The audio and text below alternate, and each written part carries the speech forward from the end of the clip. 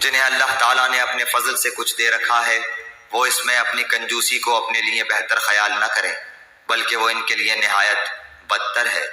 ان قریب قیامت والے دن یہ اپنی کنجوسی کی چیز کے طوق ڈالے جائیں گے۔ آسمانوں اور زمین کی میراث اللہ تعالیٰ ہی کے لیے، اور جو کچھ تم کر رہے ہو اس سے اللہ تعالیٰ آگاہ ہے۔ یقیناً اللہ تعالیٰ نے ان لوگوں کا قول بھی سنا جنہوں نے کہا کہ اللہ تعالیٰ فقیر ہے اور ہم توانگر ہیں۔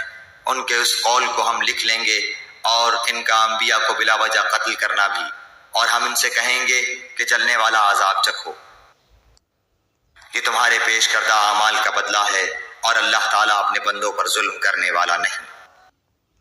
یہ وہ لوگ ہیں جنہوں نے کہا کہ اللہ تعالیٰ نے ہمیں حکم دیا ہے کہ کسی رسول کو نہ مانیں جب تک وہ ہمارے پاس ایسی قربانی نہ لائے جسے آگ کھا جائے۔